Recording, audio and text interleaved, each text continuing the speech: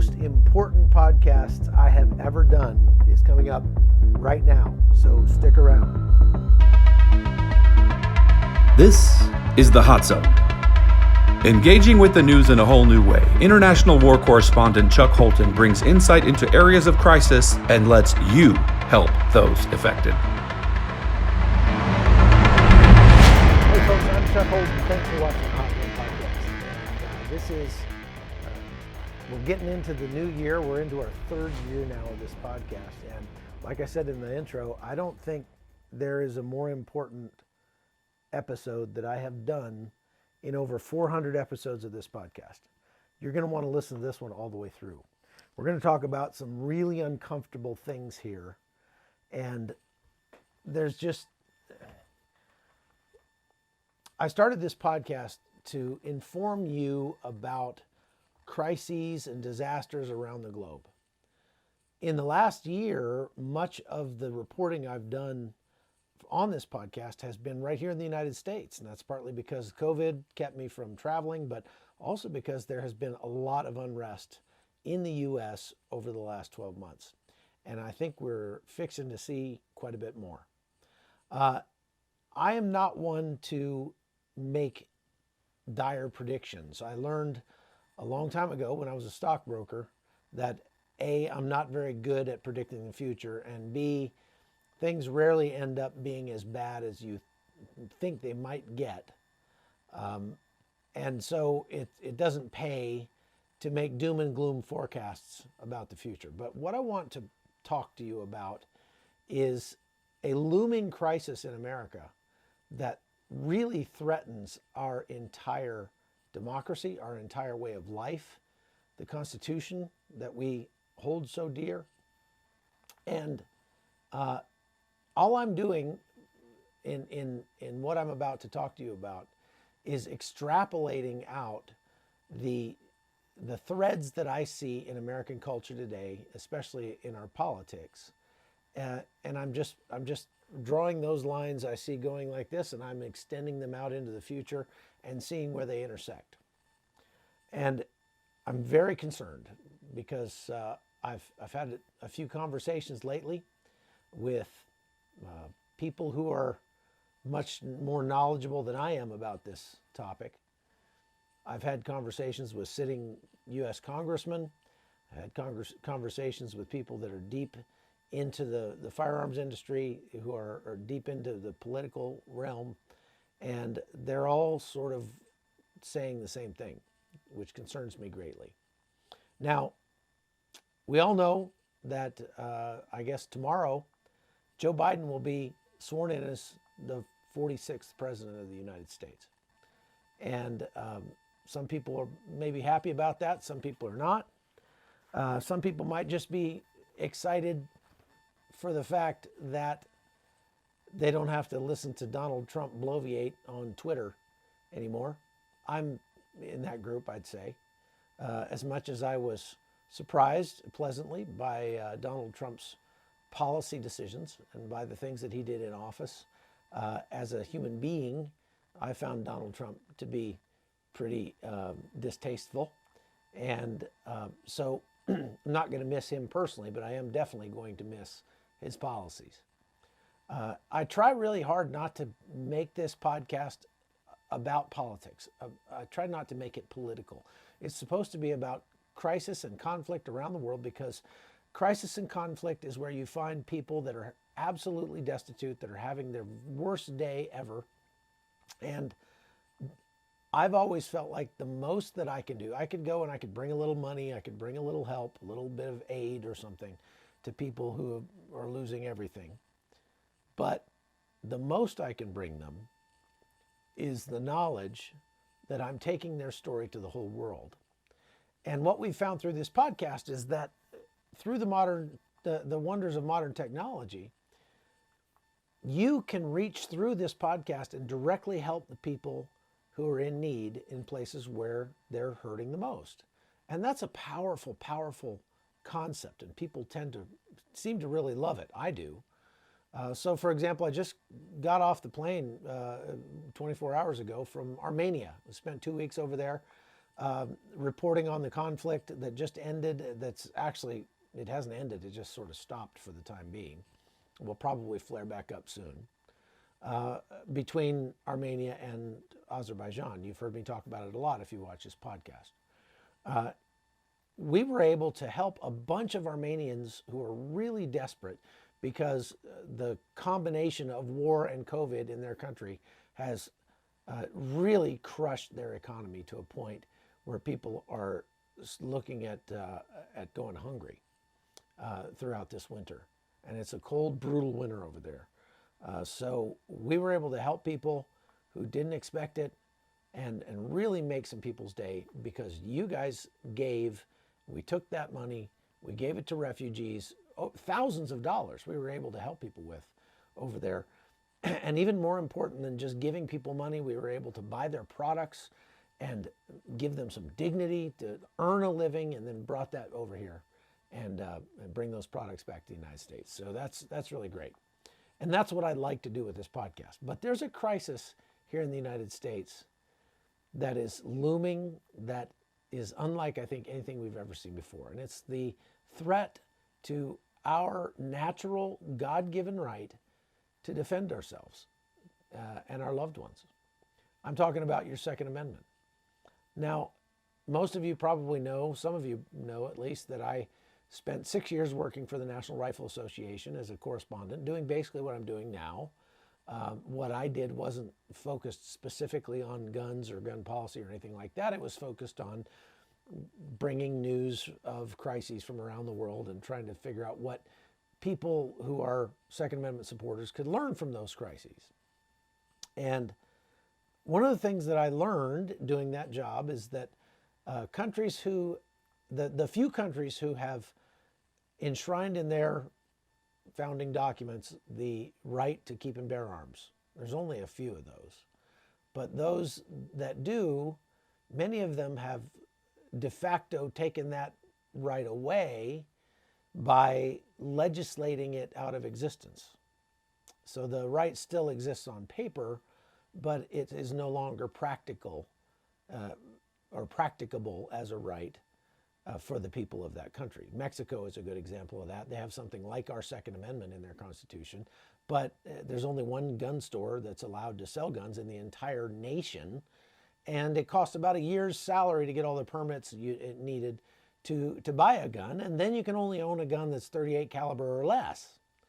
And if you have seen any news out of Mexico, you know that that policy has done nothing to stop gun violence in the country.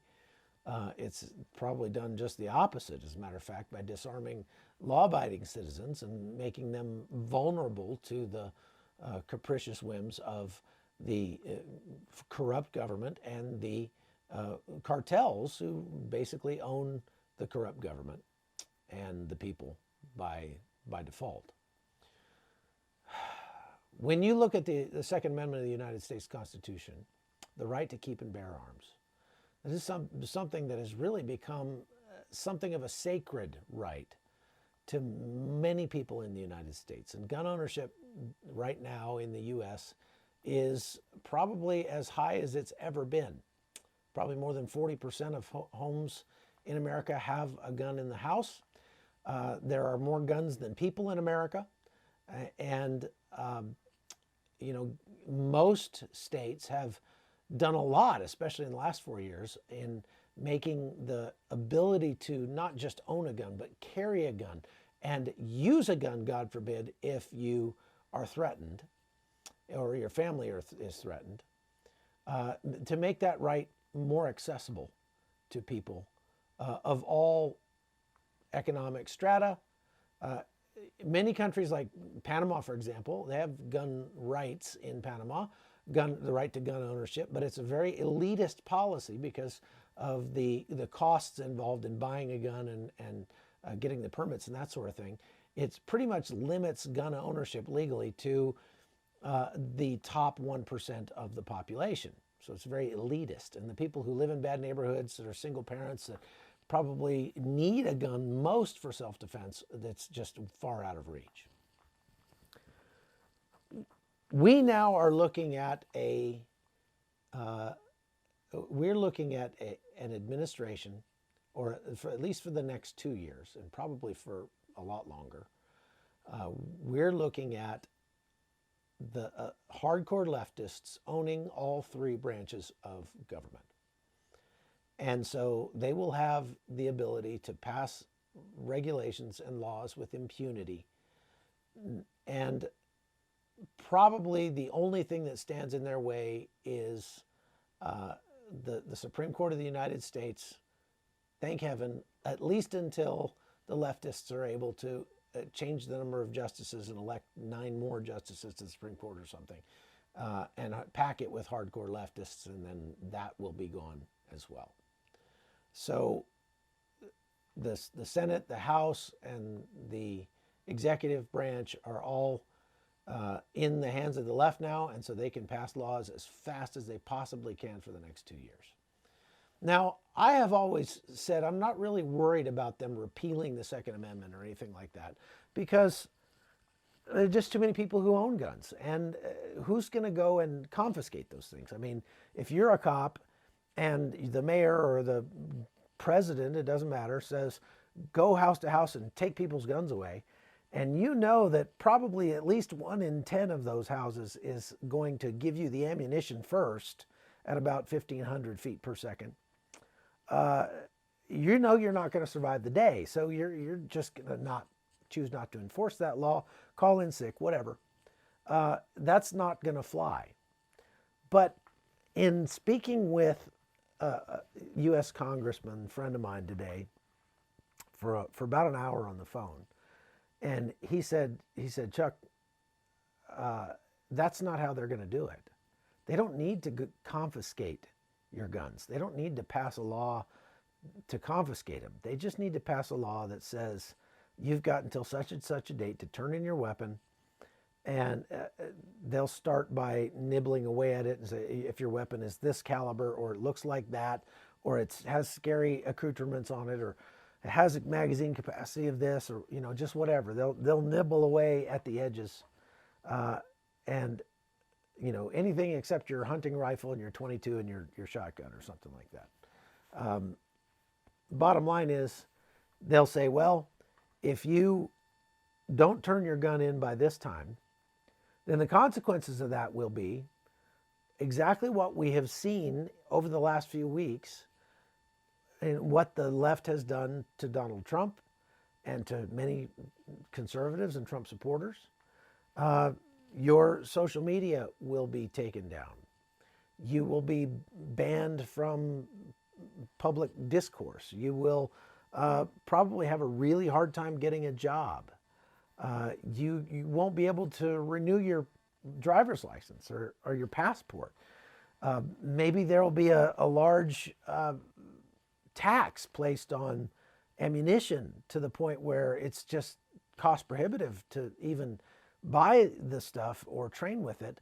And even if you are able to buy it, you'll have to register like you do in California. You'll be limited to a certain number of rounds, et cetera, et cetera.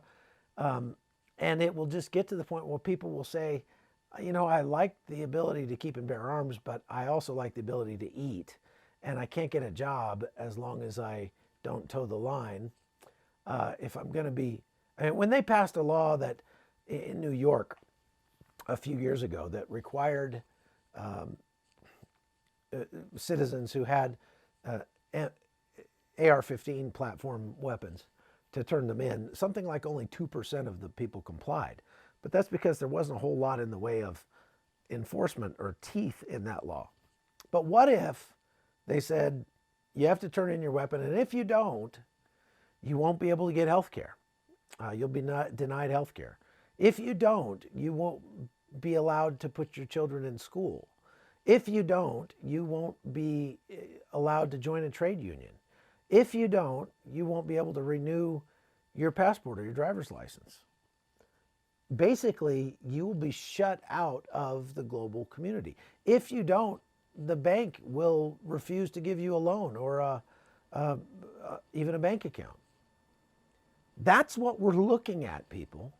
That is what is going to happen in America unless something drastic changes.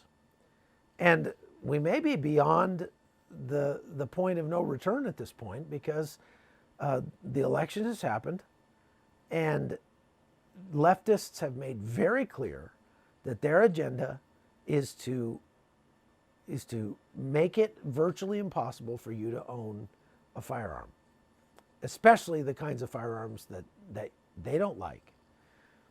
Now, they're using the riots that happened on January 6th on Capitol Hill as justification already for firing people, putting people in jail.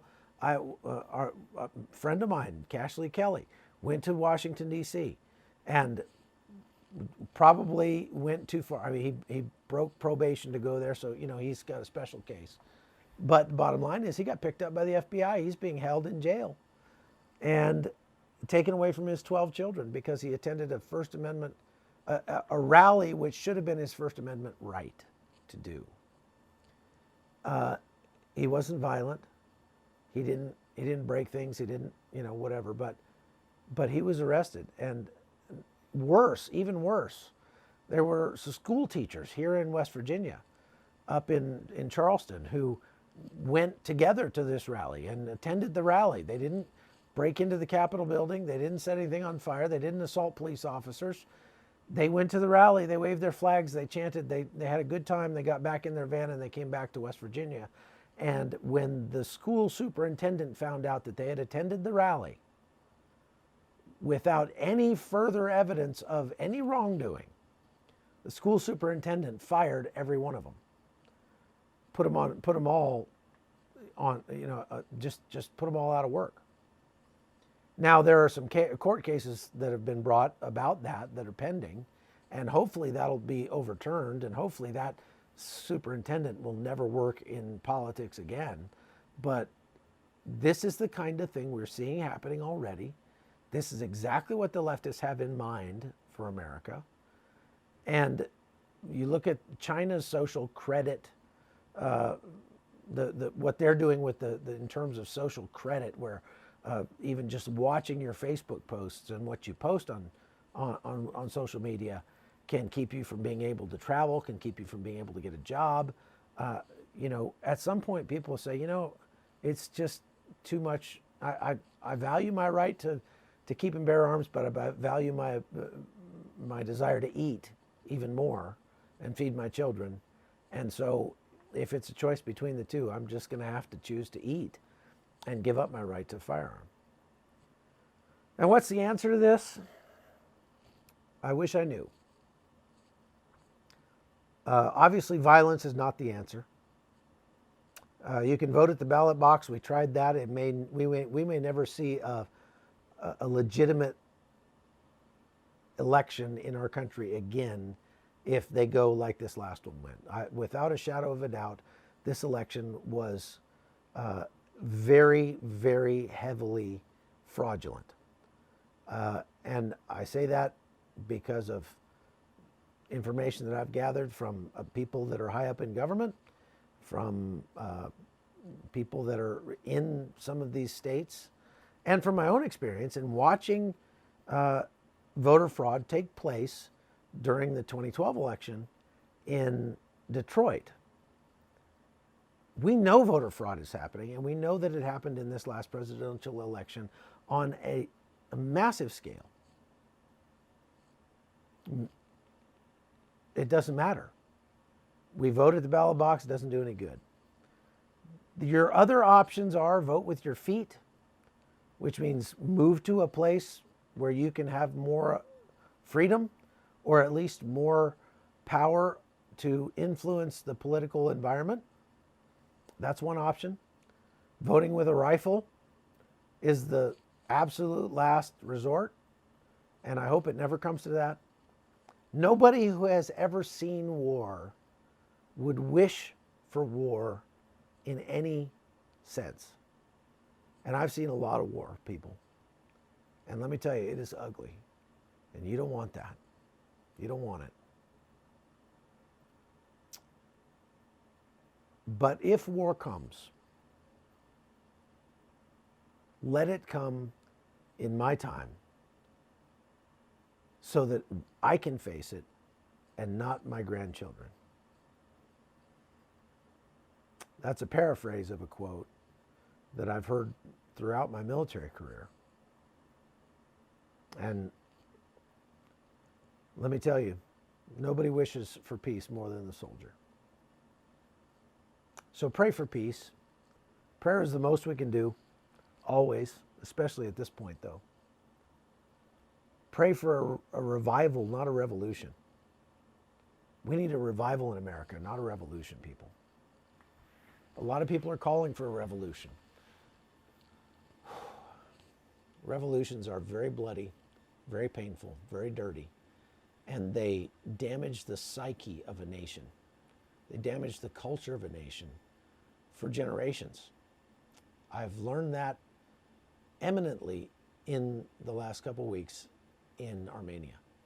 You don't want what war will do, especially a civil war, to our nation. We don't want that. The other possibility is that perhaps the country balkanizes and separates into several different nations, the nation of Texas, the nation of the Pacific Northwest, I don't know.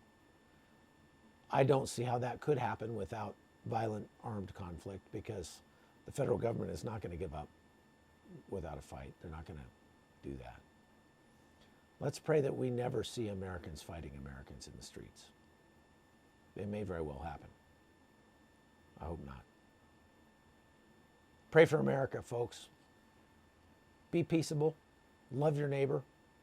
Reach out and push people up and encourage them. And trust in God. The Bible says, put not your faith in man, but in the word and the power of God. So I guess that's all I've got for today, folks. We're going to have some good podcasts coming out here in the next couple of weeks, because I'm heading down to the southern border and I'm going to be reporting on the migration crisis. One thing that's positive about the next 4 years is it's going to be job security for a war correspondent. There's going to be plenty of crises to go around.